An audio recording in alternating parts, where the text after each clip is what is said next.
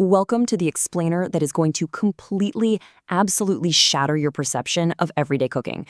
Seriously, we are not just talking about recipes or basic kitchen techniques today. We are diving deep into the sheer, raw physics and chemistry of the kitchen.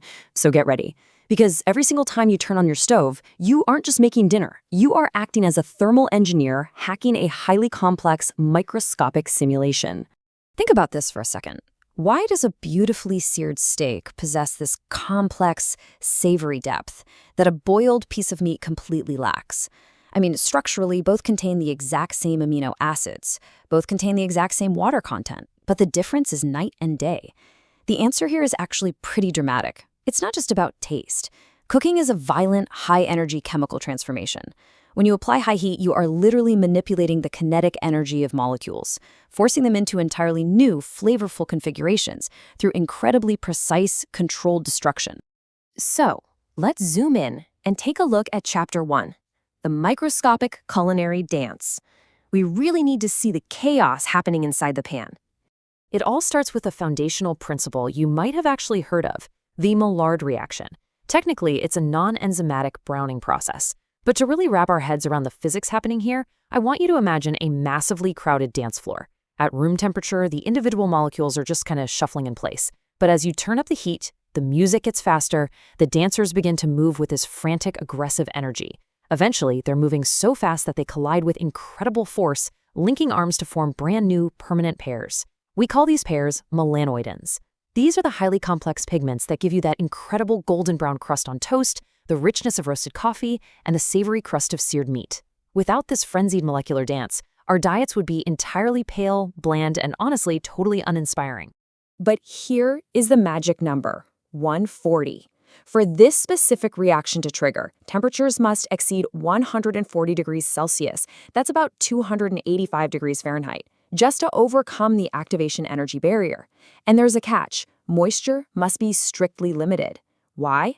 Because if you have too much water hanging around, the heat energy is entirely consumed by the phase change of that liquid turning into steam.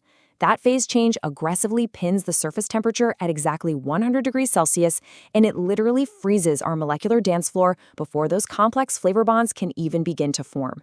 And that brings us to the second pillar of this thermal alchemy, protein denaturation. I want you to think of raw proteins as these incredibly intricate, perfectly folded three-dimensional shapes. Imagine delicate origami cranes held together by super fragile bonds.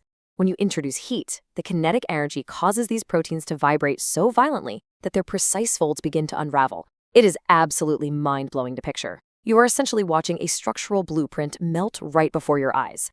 As these origami cranes unravel, their water-repelling parts become exposed, and they desperately seek stability by sticking to their neighbors. They transform from a beautifully structured crane into this dense, tangled net. This exact mechanism is why a runny, translucent egg white transforms into an opaque, solid mass that permanently locks in moisture. Moving right along to Chapter 2, Fat Highways and Ancient Fires. Because as it turns out, humanity unknowingly hacked these kinetic forces a very long time ago. This brings us to the third massive piece of the puzzle, lipids, or fats. Fats possess a significantly higher specific heat capacity than water. Let's imagine heat as a massive fleet of delivery trucks. If those trucks are trying to drive on a road made of water, they move slowly, and eventually the road just evaporates into steam right out from under their tires. But fat acts as a high-speed highway. It allows those energy trucks to move so much faster and delivers significantly more thermal energy directly to the surface of the food, without evaporating away. By coating the surface, lipids protect the food from burning while allowing that surface temperature to skyrocket right up to that crucial 140-degree Maillard threshold.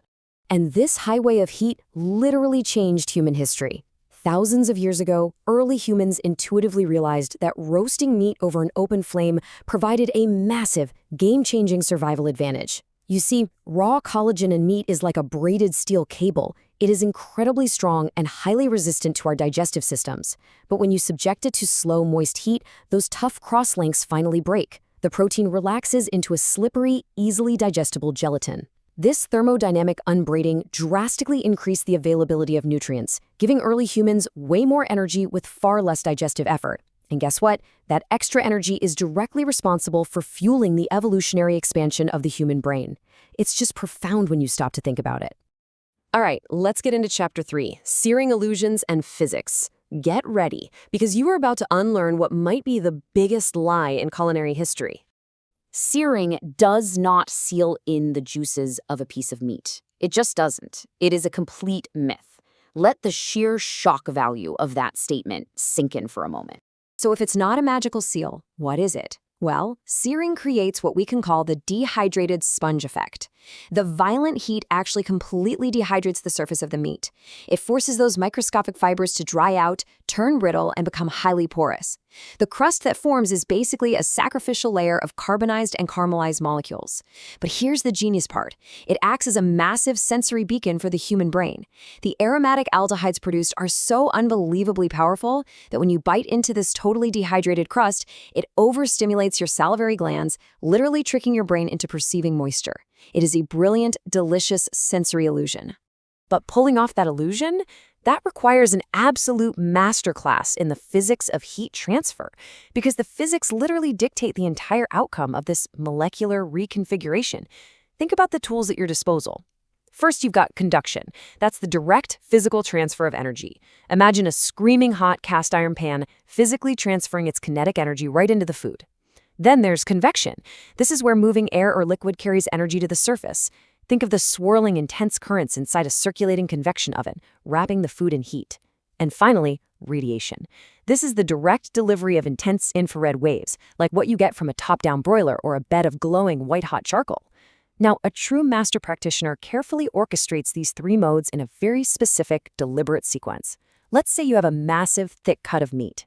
You absolutely must start with low-intensity, conductive or convective heat for a long period first. Why? To give those interior proteins the time they actually need to unfold and denature slowly, without burning the outside. Only then, at the very end, do you hit it with a violent final blast of radiant heat to trigger that Maillard reaction. If you rush the process, if you attempt that radiation blast too early, your thermal orchestration completely fails. You're going to be left with a charred, burnt exterior and a totally icy, raw core. And beyond just thermal transfer, you can actually hack the chemistry itself using pH. The Maillard reaction is highly sensitive to acidity and alkalinity. If you take a neutral environment and shift it to an alkaline environment, for instance, by just adding a tiny pinch of baking soda to a pan of onions, the amino groups become drastically more reactive. It is exactly like pouring chemical fuel onto a slow-burning fire. It suddenly roars to life, exponentially accelerating the browning process in a fraction of the time. Which brings us to our final chapter, Chapter 4, Engineering the Perfect Bite. We are taking everything we've learned from ancient fires and bringing it straight into the modern laboratory. 54. Exactly 54 degrees Celsius. This is the hyper-specific target temperature for a perfectly cooked medium-rare steak when using precision immersion circulation, or as it's colloquially known, sous vide. This technique is brilliant because it acts as a thermodynamic speed governor. By sitting in a water bath at exactly 54 degrees, the temperature simply cannot climb any higher.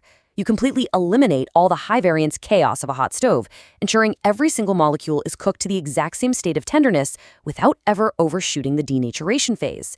But, as with all things, there is a fatal flaw. Because it maxes out well below the boiling point of water, it completely lacks the thermal energy required to trigger the Maillard browning we talked about. The speed governor prevents disaster, sure, but it leaves you with gray, chemically unappealing meat, which is exactly why it must always be paired with a final high-intensity searing step. So it really all boils down to this. The future of gastronomy lies in this marriage of the arts and the laboratory. Cooking is no longer just a chore, and it is certainly not magic. It is applied chemical engineering. It is the exact same chemistry that governs industrial organic compounds, manifesting right there on your dinner plate. Once you truly understand this, you don't have to blindly follow recipes anymore. You can control the simulation yourself by tweaking the variables: temperature, time, pressure, pH, moisture. If you salt a surface to draw out liquid, you are fundamentally changing its thermal conductivity. If you adjust the pressure in a pot, you instantly change the boiling point of water within the cellular walls. You aren't just making a meal, you are solving an intricate engineering problem with a knife and a flame. And mastering this energy budget goes far, far beyond just making a great steak. It is literally the key to our future. As we face massive global food security challenges, how will we use this exact molecular optimization to unlock the nutritional return of sustainable, chitinous proteins, things like insects or algae? We have to apply this thermodynamic code to break down entirely new biological structures for human survival. The tools of the kitchen are the tools of the laboratory, so the only question left is, what will you engineer next?